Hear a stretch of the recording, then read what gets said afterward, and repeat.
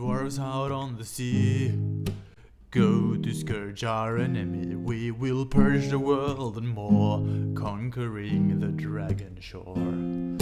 Hi there, I shall craft a simple ship using things you can find at home. Dwarves don't like the sea, so they hate these dragons more.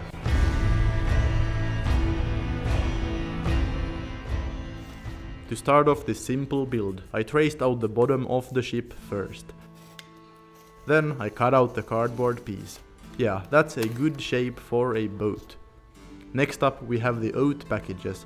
I'll try to make planks from cardstock. Let's see if it works.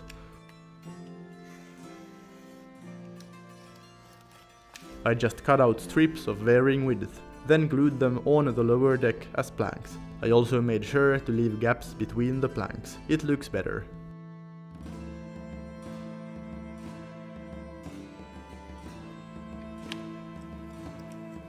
I then cut away the excess and carved in some wood textures. I didn't cut, instead I worked with the side of the blade. This results in wider and deeper textures.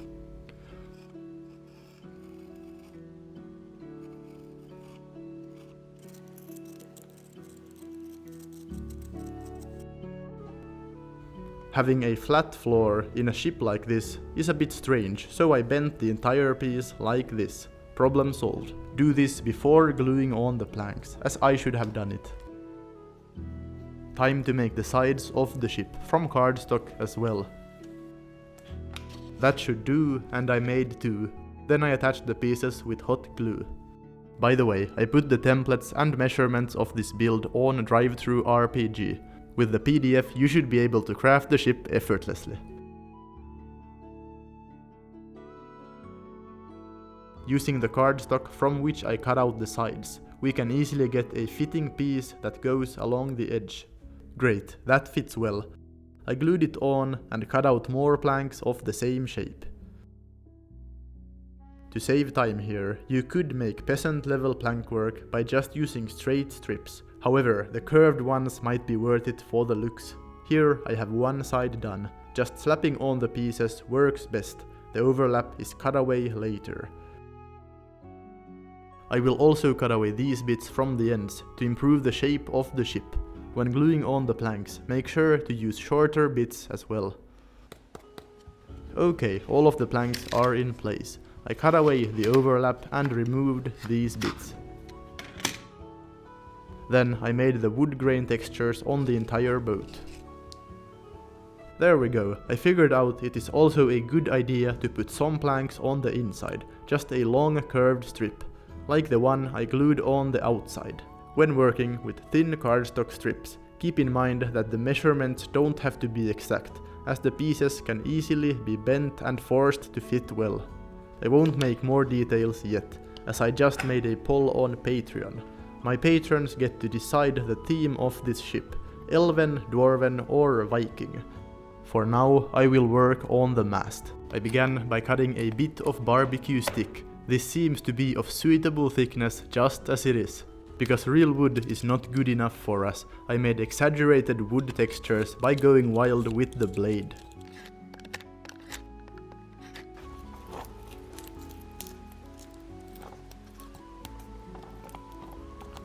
Actually, I now knew that this is going to be a dwarf ship. I made another mast and these sticks that will hold the sails. The masts and sails will be inspired by the Byzantine dromon. I'll just make it a bit more dwarfy.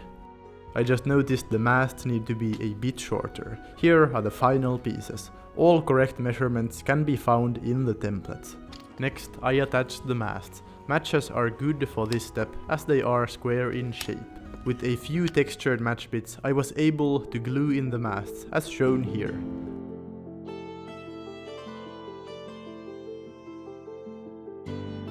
I made sure to remove most of the excess glue, as too much glue hides the textures. The mast stayed in place surprisingly well, as long as I placed them straight up.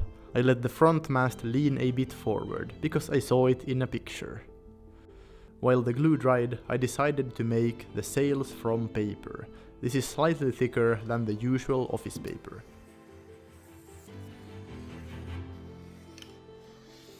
Yeah, that should be a good start. This detail makes no sense, but it looks more dwarven. I roughed this up to make the sails less uneven. The back edges of the sails will get some detail. I cut these fitting strips of cardboard and glued them on both sides of each sail.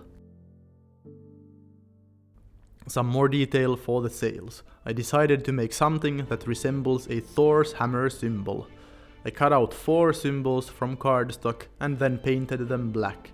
In this way you won't mess up the sail. Once they were painted, I glued the symbols on the sails.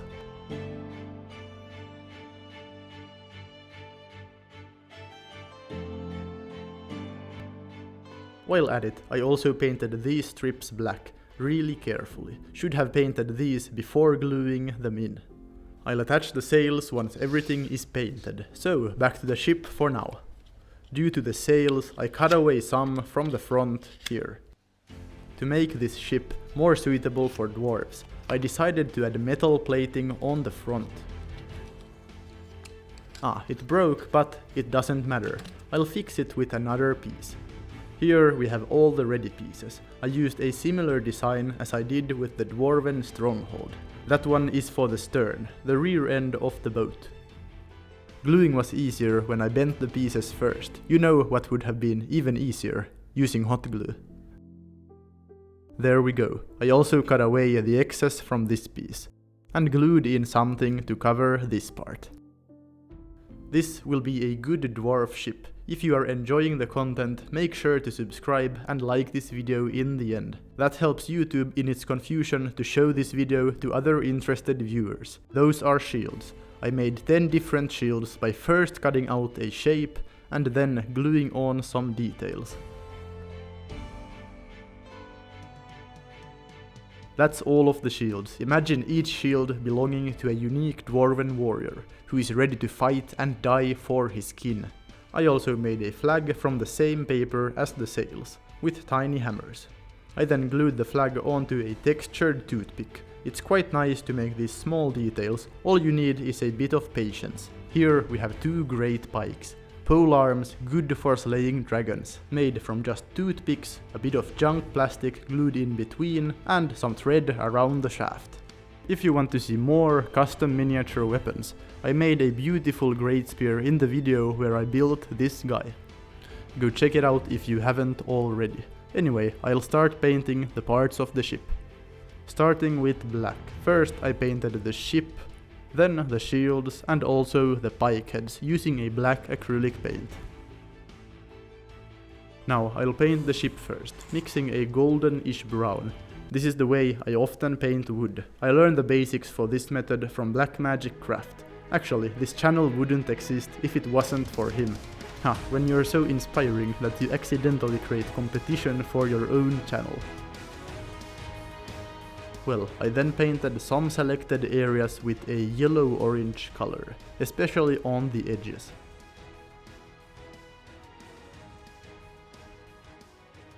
After working with the orange, I dry brushed with a tan. Yeah, that reveals more texture. I did go a bit too heavy, so I covered some spot with a dark wash afterwards.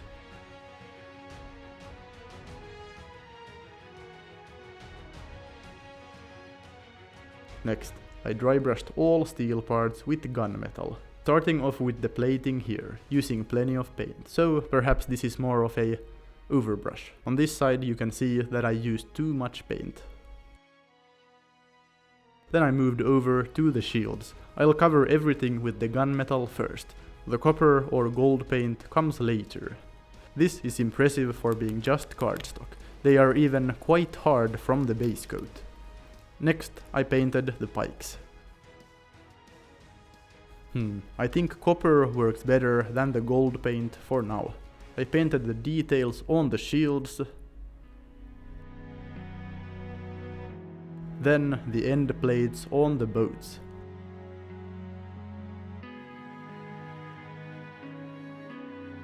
Using the same paint, I also painted the details on the sails and the flag. Just a thin layer of copper on the black base coat. Next, I grabbed my precious strong tone wash and applied it on most parts. starting with the pikes. Then come the mast and the boom. This really works wonder on the roughed up wooden sticks. I apologize for my calluses, but I do wear them with pride. Yeah, these sticks are now looking real good. Apply more wash if you want even more contrast. I think I washed these 2 times. I also used the wash over the metallic parts, darkening and increasing the contrast of the shields and metal platings on the ship. As you can see, I apply the wash quite generously. Okay, I then did some edge highlighting with white and made some dots that look like rivets on the metal. I worked the rest of the pieces in a similar way. I was not completely sure what I was doing, so don't take too much mini painting advice from me. And here I am also doing some edge highlights on the planks. Back to the pikes, I dry brushed the wound around the thread with gold. Yeah, that was the missing part of these weapons. Now they look quite nice. I did the same for the smaller bits on the shields. I was not happy with them before, now I am. I thought about the sails for a while and figured out just black or gold is a better choice of color for the details. I chose gold and painted. Here you can see the difference between the copper and gold details. Blue goes well with gold, so I painted some of the shield edges with this color. I'll attach the sails with a golden rope, just painting it with my fingers, and perhaps I'll figure out some other use for this thread. Time for some sewing practice. Barely managing this, but yeah, I got it. I just sew the sail into place. If you do this, be careful, you don't want the paper to break at the last loop.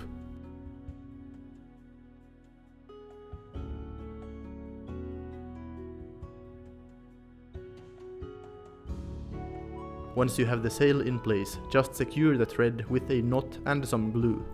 A good alternative to this method would be using small loops made from steel wire, preferably colored with gold. If the thread is tight enough, the first sail should be easily attached like this. Then the short thread is glued under a port side shield. Good, that works. I attached the front sail to the mast like this. When doing tiny knot work, remember to apply a bit of glue to secure the knots. Now I just glued the rest of the shields onto the sides. The dwarves have their flag on the stern side, and the pikes can be moved around freely. Be brave now, Ingvar. We sail to the Dragonshore, where they spawn. Men say it has no wharf, but nothing stops a dwarf. These scaly beasts burned our homeland. Now we will conquer and wear their scales as armor. Help me conquer the YouTube by subscribing if you enjoy this kind of content. By your pledge of subscribe, you shall learn how to craft more terrain and miniatures.